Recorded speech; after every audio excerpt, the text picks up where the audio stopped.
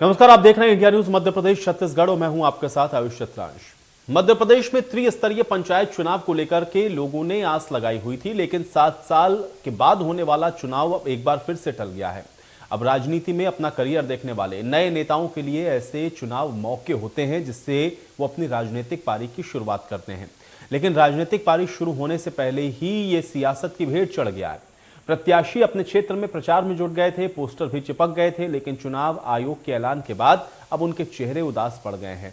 सियासी दांवपेच में फंसकर चुनाव तो टल गए, लेकिन उन प्रत्याशियों का क्या होगा जो जोर शोर से तैयारी कर रहे थे? ऐसे ही कई सवाल उठ रहे हैं। इसको लेकर के आज हम चर्चा करेंगे, जिसमें हमारे साथ कुछ खास मेहमान भी जुड़ रहे हैं। लेकिन सबसे पहले इंडिया न्यूज संवाददाता ने ऐसे ही कई प्रत्याशियों के साथ बातचीत की है। आइए आपको सुनवाते हैं। हफ्तों की माथापच्ची और मंथन के बाद आखिरकार मध्य प्रदेश में पंचायत के चुनाव निरस्त हो गए हैं। शिवराज सरकार ने कैबिनेट में आज ये फैसला लिया है कि पंचायत चुनाव अभी नहीं कराए जाएंगे और ये प्रस्ताव राज्यपाल को भेजा गया है। मैं गांव में आया हूं, भोपाल से सटे हुए बिलखिरिया गांव की पहले तस्वीरें में दिखाता हूं कि माहौल आखिर क्या था पंचायत चुनाव को लेकर।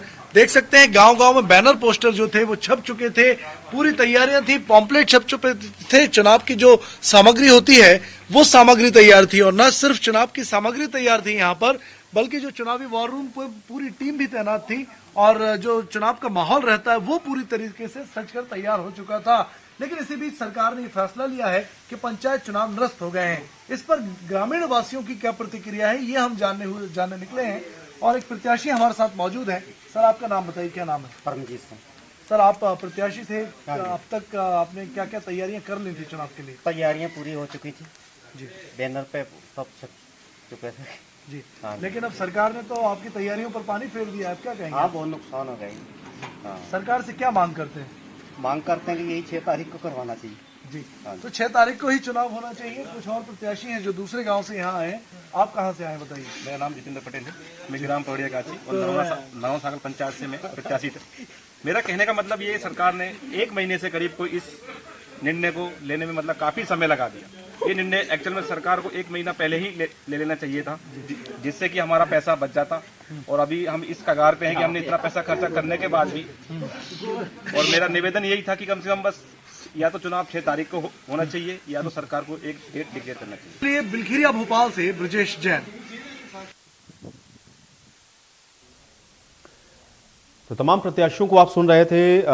ये वो प्रत्याशी हैं जो कि लगातार चुनाव की तैयारियां कर रहे थे, पर्चे छप गए थे, पैम्पलेट्स लग गए थे, लगातार लोगों के बीच में जाकर के अपनी बातों को रख रहे थे। लेकिन अब सवाल यह है कि जिस तरह से ये पंचायत चुनाव को अभी निरस्त किया गया है, अब इनके राजनीतिक भविष्य पर भी संकट है। दूसरा यह है कि कई प्रत्याशी लगातार इस कोशिश में हैं कि अभी तक उनका जो खर्च हुआ है कम से कम वो उनको वापस हो जाए। चुनाव करवाए जाने की मांग भी कर रहे हैं, लेकिन अब इस पर फैसला चुनाव आयोग को करना है और देखना यह है कि प्रत्याशियों की ये जो समस्या है इसका हल क्या होता है। क्योंकि राज्य निर्वाचन आयोग ने तो पंचायत चुनावों को रद्द कर दिया, लेकिन जो अधिसूचना इसके पहले जारी हुई थी, जिसके बाद चुनाव के लिए ये जो प्रत्याशी लगातार अपने प्रचार प्रसार कर रहे थे, तमाम तरह की जो गतिविधियां चल रही थी, अब उनको एकदम से कहीं ना कहीं झटका लगा है और ऐसे में राजनीतिक भविष्य को तो लेकर के संकट है ही। दूसरा ये भी है कि चुनाव में भी जो तमाम पैसा खर्च हुआ है या जिस तरह से कैंपेनिंग हो रही थी उसको लेकर के अब इनके सामने ये स्थिति है कि आखिर ये जाएं तो जाएं कहां। प्रत्याशियों की अपनी भी समस्याएं हैं, आज हम उस पर भी चर्चा करेंगे। अब आगे आने वाला जो चुनाव है पंचायत का, उसमें लेकर के क्या इनका रोड मैप रहेगा, क्या भविष्य रहेगा, क्या चुनौतियां अभी ये फेस कर रहे हैं, आगे भविष्य में अगर कभी चुनाव होते हैं तो क्या अब उसके लिए ये दमखम भर पाएंगे। ये तमाम ऐसे सवाल हैं जो कि अब इस समय लगातार राजनीतिक गलियारों में तैर रहे हैं और इसका हल भी निकालना बहुत ज़रूरी है, क्योंकि प्रत्याशी अपनी तरफ से लगातार कोशिश कर रहे थे। 7 साल हो रहे हैं और लगातार इस बात की कोशिश थी कि किसी तरह से अब ये पंचायत के चुनाव हो ताकि गाँव में भी जो सरकार है अपनी लोग चुन सकें, गाँव का भी जो विकास है वो सही और समुचित तरीके से हो सके। लेकिन अगर इस पर बार बार रोक लग रही हो, बार बार इसको लेकर के सवाल उठ रहे हों, तो फिर प्रत्याशियों के साथ साथ लोकल लेवल पर भी आप देखेंगे और ग्रामीण स्तर पर भी देखेंगे तो ये बहुत अहम है।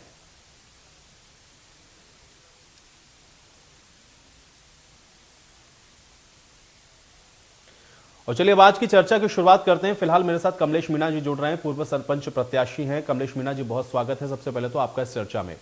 कमलेश जी, सबसे पहले मैं आपसे जानना चाहूंगा, एक तरफ तो हम लोग देख रहे हैं कि पहले अधिसूचना जारी हुई, उसके बाद फिर आप लोगों ने चुनाव प्रचार शुरू कर दिया, बहुत जगह जा करके आप लोग अपने पक्ष में मतदान की अपील भी कर रहे थे, लेकिन अब ये जब चुनाव को कैंसिल किया गया या फिर उसको जब रद्द किया गया तो उस वक्त किस तरीके से आप लोगों ने रिएक्ट किया और इसको आप कैसे देखते हैं, ये जो फैसला लिया गया चुनाव को रद्द करने का, क्या परेशानी है भी आप लोगों की? भरोसा नहीं हो रहा था सर इस चीज पे लोगों को, हम्म। क्योंकि सभी कैंडिडेटों ने पर्चे वगैरह सब छपवा लिए थे और प्रचार भी बहुत जोरों शोरों पर हो रहा था। और एक अचानक से ही सरकार ने ये निर्णय ले लिया कि चुनाव अब निरस्त किए जाएंगे। ओबीसी आरक्षण की वजह से सरकार का ये मानना था कि वो बिना ओबीसी आरक्षण के चुनाव नहीं होने चाहिए, तो ये गलत है कहीं ना कहीं। क्या क्या तैयारियां कमलेश आपने कर रखी थी, थोड़ा अगर उसको बता पाएं, और अभी आपको क्या लगता है, क्या उम्मीद है कुछ आपको? नहीं, अभी तो ऐसा लग रहा है चुनाव नहीं होगा 4 महीने का, क्योंकि तो कोर्ट से सरकार ने समय मांगा है ओबीसी के लिए आरक्षण के लिए, तो मुझे तो मुश्किल लग रहा है। सभी लोगों को निराशा छा गई है गांव में भी, सभी गांव में। और तैयारी की बात है तो तैयारी, सभी पर्चे वगैरह छप गए थे। मैंने सभी लोगों से जो अपने मिलने वाले थे, 3 गांव हैं हमारी पंचायत में, तो सभी के घर जा जाके अच्छा समर्थन था इस बार मेरे प्रति लोगों का। तो इस बार और पिछली बार भी अच्छा था, ऐसा लग रहा था पिछली बार भी चुनाव होगा, तो पिछली साल भी कोरोना की वजह से नहीं हुआ। और इस बार ऐसा था कि चुनाव होने ही वाला है, 6 तारीख को मतदान होना था क्योंकि, और अचानक से सरकार ने 28 चुनाव आयोग और सरकार ने सब पे पानी फेर दिया। कमलेश, ये भी मुझे बताएं, चूंकि पिछला हम लोगों ने देखा कि तो 2 साल था वो कोरोना की वजह से उसमें बहुत सारी दिक्कतें रहीं, क्या उस दौरान भी आप लोगों ने ये कोशिश की थी कि किसी तरह से ये जो चुनाव हैं वो हो जाए? उस वक्त भी नहीं हो पाया, लेकिन अभी ये जिस तरह से रद्द किया गया, अभी आपको क्या लगता है, आपको ये लग रहा है कि अभी कोई भविष्य में इसको लेकर के कोई आपकी कार्य योजना है, या अगर आगे आने वाले समय में, चूंकि अभी 4 महीने तो नहीं होगा चलिए, लेकिन उसके बाद है, तो क्या फिर आप अब उस लेवल पे तैयारी कर पाएंगे, उस तरीके से कैंपेनिंग कर पाएंगे जैसा अभी आप कर रहे थे, या चुनौतियां रहेंगी आपके सामने? चुनौतियां तो रहेंगी सर, सभी लोगों को फिर से जोड़ना पड़ेगा और फिर माहौल बनाना पड़ेगा, फिर डबल से खर्चा भी करना पड़ेगा, सभी चीजें रहती है सर। एक ही चीज थोड़ी ना है कि चुनाव में एक ही चीज के ऊपर लेके नहीं आप चुनाव लड़ लोगे, आपको सारी फील्डों में काम करना पड़ेगा। रिश्ते जो बने हैं कुछ जगह पे बिगड़ भी जाते हैं गांव की, क्योंकि छोटी राजनीति होती है, तो सभी लोगों का बिल्कुल घरेलू टाइप का रहता है सर। यहाँ पर सब एक दूसरे से बिल्कुल घरेलू जुड़े हुए रहते हैं, सभी एक दूसरे को जानते हैं, ऐसे 1000 वोट भी हैं, सब एक दूसरे को जानते हैं यहाँ पर। जी, तो कमलेश, मतलब आप ये कहना चाह रहे हैं कि एक बार फिर से आपको दोबारा से जीरो से शुरू करना पड़ेगा, दोबारा से सारी मेहनत करनी पड़ेगी? बिल्कुल बिल्कुल। ठीक है कमलेश, थोड़ा सा ये बताएं कि एक तो आप जो सरपंच के प्रत्याशी थे, किस स्तर पर आप अपनी तैयारी कर रहे थे, और दूसरा थोड़ा सा अपने गांव के बारे में, या जिस ग्राम समाज से अभी आप लड़ने वाले थे, थोड़ा वहां के बारे में बताएं। और फिर जब ये निर्णय आया, जब ये फैसला लिया गया कि ये चुनाव नहीं होंगे, इसको टाला जा रहा है, तो फिर गांव वालों का भी, या फिर जिनके साथ आप कनेक्ट हो रहे थे, जिनसे आप मत की अपील कर रहे थे, उन लोगों का भी क्या रिएक्शन था? थोड़ा सा उस विषय को भी अगर आप बता पाए। जी, सभी को बहुत निराशा थी पहली बात तो। और रही बात मेरी तैयारी की, तो मेरा ये मानना था कि मैं पंचायत को इस बार ओपन करके चलाऊं। जैसे कोई भी पैसा गवर्नमेंट देती है तो पहले जनता को मालूम होना चाहिए ये पैसा आया है, और विकास कार्य होने के बाद अगर कुछ बचता भी है, जैसे अपन सबने मेहनत की मिलके, तो वो पैसा भी जनता को प्रॉपर पता होना चाहिए कि इतना बचा है। भ्रष्टाचार की कोई लाइन नहीं थी, सिर्फ सेवा भाव था इसमें, कि हर बुजुर्ग से लेके बच्चे को लेकर सबकी सहभागी हो। क्या पंचायत गांव में ऐसा होता है कि पंचायत भवन से ना चल के घर से चलती है, मेरा मानना ये है। तो उसी बदलाव में एक युवा था, सभी युवाओं की ये सोच थी हमारे यहाँ पर कि हम सब मिलके चलाएं और पंचायत को ओपन रखें। और जहाँ तक मेरी बात है, जैसे लेडीज कैंडिडेट है या मैं कोई भी बन रहा था, तो हमारा ये मानना था कि हम कुर्सी पे ना बैठ के सरपंच की, जो हमारे गांव के बड़े बूढ़े हैं, उनकी सबकी सलाह मशवरा लेके पंचायत को चलाएं, और जो भी पैसा है पूरा गांव के विकास में, और जो भी बचता है वो भी सभी जनता के सामने आना चाहिए था, ना कि भ्रष्टाचार होना चाहिए। कमलेश, लेकिन इस सोच के साथ में इस सोच के साथ में उतरा था, तो बहुत बढ़िया समर्थन था लोगों का कि ऐसी सोच तो अभी तक थी नहीं कि बिल्कुल ओपन करके चलाओ पंचायत को। जी, कमलेश, लेकिन इसके पीछे की वजह आपको क्या लगती है? क्या आपको लगता है कि ये जो फैसला हुआ या फिर ये जो फैसला लिया गया राज्य निर्वाचन आयोग की तरफ से, ये पूरी तरह से सियासत की वजह से हुआ है, या इसके पीछे वाकई में आपको लगता है कि जो तर्क रखे जा रहे हैं, क्योंकि दोनों ही पॉलिटिकल पार्टीज के अपने अपने आरोप प्रत्यारोप हैं, कांग्रेस इसको लेकर कुछ तर्क रखती है, भारतीय जनता पार्टी के उस पर अपने पक्ष हैं, इसको क्या आप किस तरह से देखते हैं और आपको क्या लगता है कि क्या ये सियासत की भेंट चढ़ा है कहीं ना कहीं ये चुनाव? जी, सियासत की भेंट तो चढ़ा है, बिल्कुल मेरा मानना ये है, क्योंकि जैसे कमलनाथ जी ने परिसीमन और आरक्षण का 2019 में मतलब उनकी सरकार थी तब तय कर दिया था, तो शिवराज जी को ये चाहिए था कि अगर चुनाव कराना है तो या तो ये उसी समय पर ये आरक्षण और परिसीमन नए सिरे से कर देते। अब ये चुनाव कराने जा रहे हैं, उसके 1 महीने पहले ही इसे रद्द कर देना, ये तो मुझे समझ से परे था। कमलेश, अब एक चीज और मैं जानना चाहूंगा, क्या इससे आप, एक तो हम लोग देख रहे हैं पिछले 2.5-3 साल से तो सारी चीजें बड़ी डिस्टर्ब थी, अभी थोड़ा सा नॉर्मल, हम लोग बैक टू नॉर्मल की तरफ जा रहे थे, फिर से अभी हम लोग देख रहे हैं कोरोना का थोड़ा जो कहर है वो शुरू हुआ है। गांव का जो विकास है, कहीं आपको लग रहा है कि प्रभावित हो रहा है इन चीजों से, और ये जितना ज्यादा डिले हो रहा है उतना ज्यादा गांव का जो विकास है वो कहीं ना कहीं पीछे छूटता हुआ नजर आ रहा है? इस स्तर पर भी आपको लग रहा है कि चैलेंजेस हैं ग्राम सभा में? जी जी, बिल्कुल बहुत ज्यादा प्रभावित हो रहा है, क्योंकि जो चुना हुआ सरपंच था गांव में, जैसे सरपंच है, प्रधान है, तो उनका तो कार्यकाल पूरा हो गया था। अब उन्हें ये 2 साल एक्स्ट्रा मिले तो उसमें मानसिकता बदल गई थी लोगों की। जो विकास के पहिए जिस रफ्तार से चलना चाहिए था उस रफ्तार से ना चल के एक अलग ही दिशा में जा रहे थे, ये भ्रष्टाचार की भेंट चढ़ रहा था पूरा। हाँ कमलेश, एक चीज मुझे थोड़ा सा और आपसे समझना है कि अभी मैं देख रहा हूं कुछ इस तरह की जानकारी भी हम लोगों तक पहुंच रही है, सीएम हेल्पलाइन पर भी प्रत्याशियों ने फोन किए हैं, कि आपने भी फोन करके कुछ अपनी बातों को रखा है? एक तो जो आप लोगों का खर्च हुआ, जिस तरह से आप लोग सारी चीजों को बढ़ा रहे थे आगे, क्या इसको लेकर के कोई बातचीत हुई या उधर से क्या रिस्पॉन्स आया? अगर इसको आप थोड़ा सा बता पाए। नहीं, मैंने तो नहीं की, लेकिन मैं सोच रहा था कि जो खर्चा हुआ है उसका कहीं ना कहीं हमें मुआवजा मिलना चाहिए, कैंडिडेट को मुआवजा मिलना चाहिए। और रही बात खर्चे की, तो चुनाव आयोग ने तो बोला है कि जो राशि जमा हुई थी जमानत के तौर पर तो वो वापस मिलेगी, लेकिन उससे क्या होगा? यहाँ तो 20-20, 30-30 हजार रुपए कैंडिडेटों, कहीं कहीं तो लाखों रुपए हो गए जिला वालों के पर्चे छपने में, और 40-50 गांव रहते हैं जिला में, तो उनका तो बहुत ज्यादा लॉस हुआ है। हमारा भी 30-40 हजार के समथिंग खर्चा हुआ है। जी जी जी, चलिए कुछ और मेहमान भी मेरे साथ जुड़ गए, मैं उनसे भी चर्चा को थोड़ा और आगे बढ़ाता हूं। राजकुमार ग्वाला जी भी हमारे साथ जुड़ रहे हैं, पूर्व प्रत्याशी हैं आप भी। राजकुमार ग्वाला जी, बहुत स्वागत है आपका इस चर्चा में। और मोहम्मद अलाउद्दीन जी हमारे साथ जुड़े हुए हैं, वरिष्ठ अधिवक्ता है। मोहम्मद अलाउद्दीन जी, आपका भी बहुत स्वागत है। राजकुमार जी, मैं आपके पास आता हूं, आप किस तरह से देख रहे हैं ये जो फैसला ले लिया गया अचानक से कि अब चुनाव नहीं होंगे पंचायत के? कैसा रिएक्शन था आपका और इसके पीछे की वजह आप क्या मानते हैं? राजकुमार ग्वाला। सर, मेरा जो कहना है, चुनाव परिसीमन के कारण रोक दिए गए हैं। जो गलत है, ग्राम में जो विकास रुक गया है, वो पहले सरपंचों को चिन्ह भी मिल चुका, संपन्न भी मिल चुका, फार्म भी मिल चुका, मगर चुनाव कैंसिल कर दिए उनने। अब सर, जो ग्रामीण क्षेत्र की स्थिति है वो बहुत नाजुक है, क्योंकि जब प्रधानमंत्री की तरह चुनाव होता है कि ग्रामीण क्षेत्र में जो चुनाव होता है वो बहुत सियासी का चुनाव होता है। निजी ग्राम क्षेत्र में हर व्यक्ति लड़ता है चुनाव, आमने सामने की लड़ाई होती है, उसमें विवाद की स्थिति बनती है उस माहौल में, और इनने चुनाव निरस्त कर दिए। सर, इससे हमें बहुत नुकसान हुआ है, और गांव की जनता का जो मन बन गया था कि हमें चुनाव हो रहे हैं तो हमें चुनाव में सरपंच जिताना है, किस नए चेहरे को लेके आना है, विकास पे वोट देना है, काय पे वोट देना है, जैसी प्रक्रिया बन गई थी, मगर चुनाव निरस्त होने के कारण जनता आक्रोश में है सर। राजकुमार, सबसे बड़ी समस्या आपके सामने अभी इस समय क्या है? क्योंकि एक तरफ तो अब तो चुनाव को तो भाई टाल दिया गया है, रद्द कर दिया गया है, तो अभी कुछ दिन तो और इंतजार करना ही पड़ेगा, लेकिन इस समय सबसे बड़ी समस्या आपके सामने क्या है? क्योंकि आप तो प्रत्याशी हैं, क्या समस्या इस समय आप फेस कर रहे हैं और आपको क्या लग रहा है कि इसका क्या निदान होना चाहिए?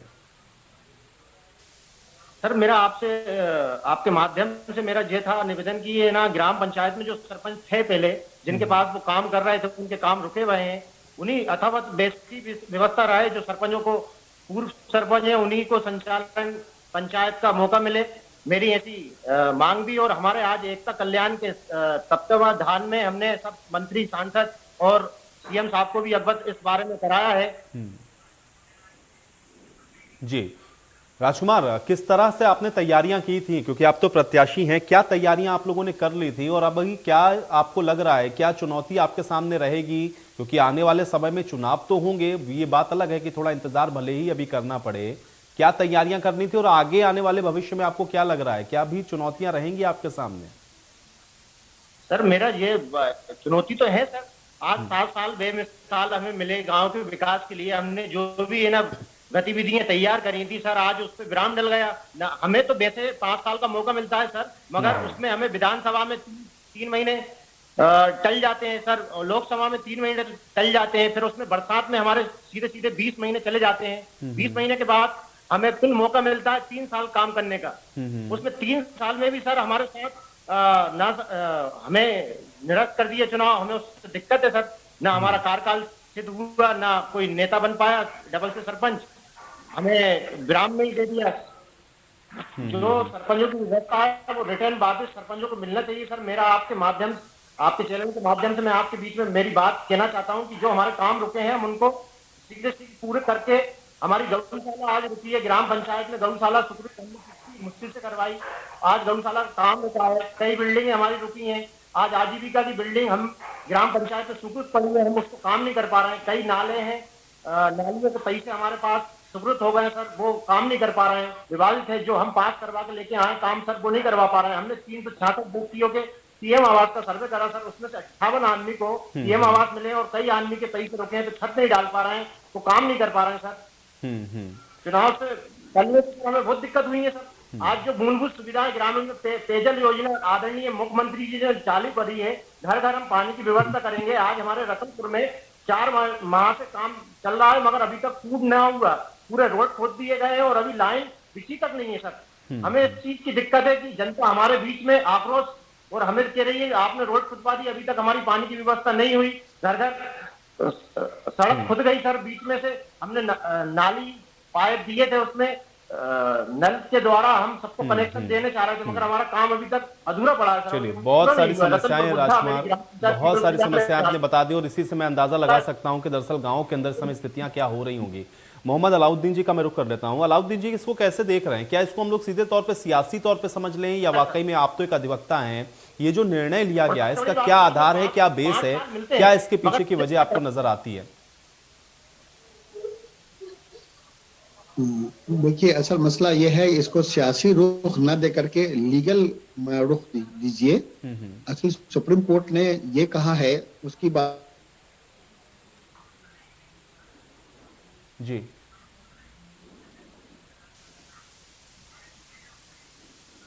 चलिए, अलाउद्दीन जी आपकी आवाज मुझ तक नहीं आ रही, कुछ तकनीकी समस्या में आपके पास दोबारा वापस आऊंगा।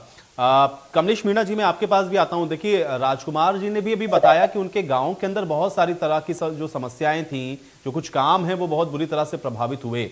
आप भी पूर्व सरपंच प्रत्याशी हैं कमलेश, आपके गांव में ऐसी कौन सी चीजें जो सबसे इस समय प्रायोरिटी पर होनी चाहिए और वो प्रभावित हो रही हैं, उस वजह से लोगों को भी भारी मुसीबत हो रही है?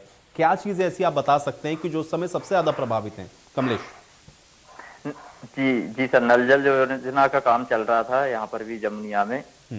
13 लाख रुपए सेंक्शन हुआ था उसके लिए शासन की ओर से, तो वो काम चालू होना था, तो वो सबसे ज्यादा प्रभावित हो रहा है इस समय।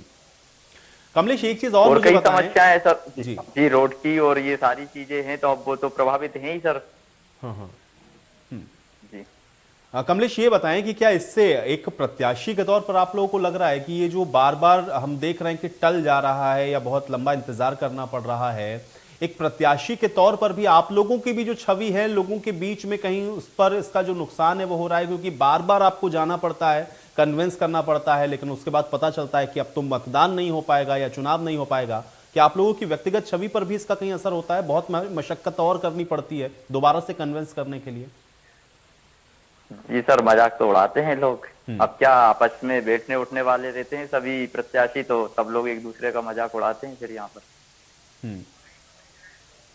राजकुमार ग्वाला जी, आपके साथ भी यही मेरा सवाल है कि क्या व्यक्तिगत तौर पर भी आपको लगता है कि कहीं ना कहीं नुकसान होता है आप लोगों को? जी सर, होता है सर। नुकसान ऐसा होता है सर, ना जनप्रतिनिधि गांव में रहता, निवास करता है, कई व्यक्ति के काम नहीं हो पाते तो वो डायरेक्ट घर आके कई विचारधाराएं कहते हैं, कई मनमुटाव हो जाते हैं सर जनता के बीच में। सर वो जो कहता है कि वो रामकिशन जी का मकान आ गया, हमारा मकान नहीं आया। भाई 2017 में हमने जनगणना करी है सर, अब उसके माध्यम से 2024 तक का टारगेट है सर, हर व्यक्ति को मकान पीएम आवास मिलना है, माने मिलना है सर, ऐसी हम जनगणना कर चुके हैं सर। मगर जब भी आदमी को रहता है कि भाई हमारा काम नहीं हुआ है, वो भैया का काम होगा, ऐसे कई व्यक्ति अपने मन में सवाल लेके आते हैं सर। कमलेश, मेरा सवाल अंतिम आपसे यही है कि अब भविष्य में जब चुनाव होंगे तो क्या इसी मजबूती, इसी दमखम के साथ, या जो विजन अभी आपने इससे पहले बताया, क्या इसी के साथ आप उतरेंगे? कम से कम इतना तो रखेंगे कि हाँ, गांव के विकास के लिए या उसकी सहूलियत के लिए या उसके भले के लिए दोबारा से आप चुनाव में जाने की कोशिश करेंगे? कमलेश जी बिल्कुल सर, अपने उद्देश्यों के लिए और अपने गांव की जनता के लिए मैं बिल्कुल चुनाव में उतरूंगा, और मेरी कोशिश भी रहेगी कि मैं जीतूं। और जो मेरा मानना जो है कि पंचायतें ओपन चलनी चाहिए, सभी लोगों को सब कुछ पता होना चाहिए पंचायत के अंदर।